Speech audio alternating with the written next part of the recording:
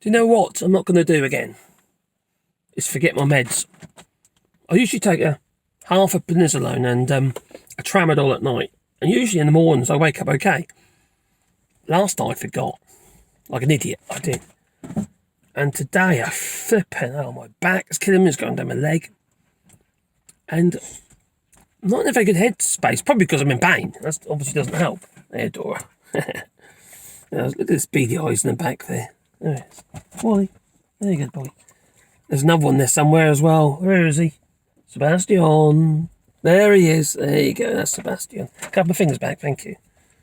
Well, yeah. It's just, yeah, like I say, I normally take just a half prednisolone. It's not a big dose. It's a tiny dose, in fact. It just seems just enough just to take the edge off. So, it's not a swelled up mess, you know. And I'm very concerned about taking the prednisolone because it's obviously steroids and that. You can put weight on. I'm already a fat bugger. I always struggle to try and lose weight, and then it's like if you've got that battle as well on top of it, it's going to make it even harder, isn't it? So I try to keep the dose as small as I can get away with. That's what I'm trying to do. But I just managed to walk the dogs, and I'm glad I'd done it, but I could feel my back. It's killing. Just walking. It's one of the worst things for my back. I don't know if it's just lunging on the muscles and stuff. I don't know. Doesn't make a lot of sense to me, to be honest. Because there's not an injury. It's not like traditional back pain. It's just, for start, I don't feel the same. Don't get me wrong, I've had plenty of back pain in the past, doing what I do for a living.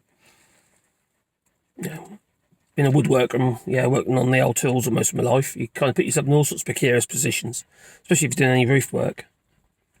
You realise that when you get a bit older, that hasn't helped you either. It damages your body. Construction work. It really does. Doesn't make you stronger, it makes you weaker. It bugs your joints up. And then then if you then get this flipping fibro as well, it kind of like becomes a layer cake, doesn't it? But kind of there's three things I'm really struggling with at the moment. The pain I was talking to somebody today actually on WhatsApp, and the pain side of it I can kind of manage. I can deal with that. I can sort of psych up for that. That's still terrible, but at times. But it's my headspace. Because if you're struggling in the head, how do you actually deal with that? How do you get, if you because I get a lot of brain fog, and a lot of my work involves thinking. I write a lot of blogs and stuff like that as well. And I have to think. And sometimes I just sit there staring at the screen, just blank.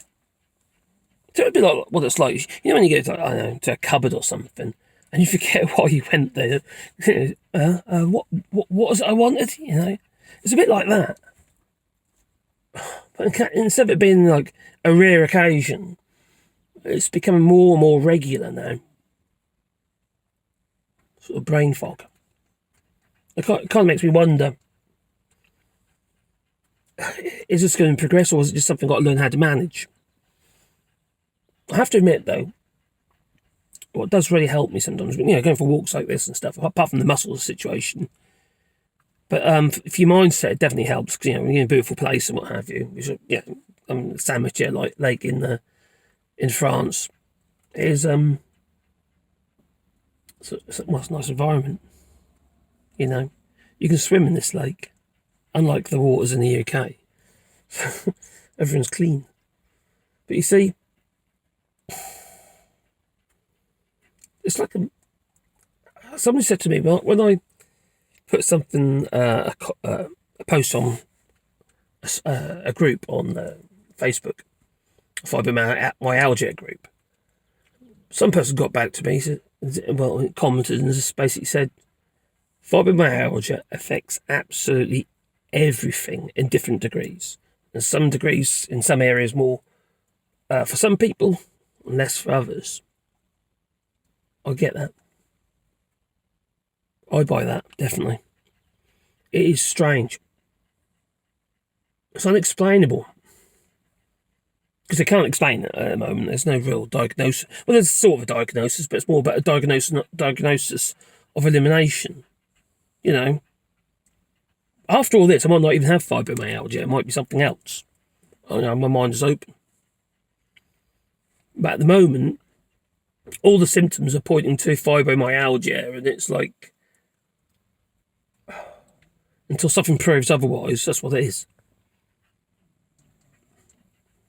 It seems to be the most likely thing now. But it's frustrating. But you've got to remain positive, haven't you? In the head and what have you. You've got to try and do your best to remain positive and think of positive things either in your life or stuff you're looking forward to. You know, I'm hoping that my YouTube channels will take off. I'm not sure about this one. It's not what this channel's about. For me, this channel's more about documenting. A bit like a diary. Like a vlog. Well, it's a vlog, I suppose. So trying on it sort of regular basis, sort of documenting how I feel and that. Because I started off doing this, just writing in the book. It's just writing everything down in the book. But I thought, hang on, might be easier, more practical for me to do a YouTube channel. I've got YouTube channels already, you know, for my woodworking channel, what have you. I've got, a tech channel, and I just started one for laser engraving and stuff. Try to keep busy, you know, keep the mind active.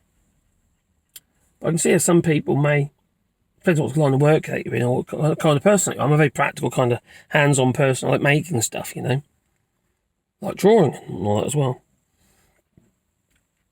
But I have to keep myself active. Try and keep my mind positive. But I can see how some people would end up sort of like wallowing, not in self-pity necessarily, but feel trapped, I suppose. They feel trapped. They can't get out because of the pain or what have you. Maybe they're not managing it very well, or maybe it's just they got it really bad. People's, because somebody also said to me is that, you become more sensitive to pain. I don't know if it is that. I don't think I'm more sensitive to pain. If I cut myself in fingers and stuff like that, it hurts no more than it normally does, you know. But it's different. It's just that there's an imbalance basically telling your brain that you've got pain, even though really there's nothing wrong. There might not be a physical problem there, or it might be just a slight ache. An ache becomes an agonising pain. It's I don't really know how to explain it, to be honest. I don't think anyone can really explain it, because everyone's symptoms to it, they vary slightly, you know, in different degrees of intensity. My usual problem I get is the brain fog, shoulder and my back, or my arm actually, or especially. Well, it depends. Sometimes it's my right arm, sometimes it's my left arm. It's sort of the major muscle groups, I suppose. You know, and it's sometimes it's just like a dull ache. Sometimes it's a deep ache, and sometimes it's agonising, shooting pains going through your body, like nerve pain, or toothache pain. And it catches you unawares. It's just, if you know what I mean. It's just there's not appeared to be any trigger. You haven't done anything to cause it. You know, you haven't twisted your ankle or wrung yourself in a funny old way. All of a sudden, it just happens. But for me, the other day, my right leg gave up on me. It just gave in. There's a stabbing pain going through my knee, then into my leg.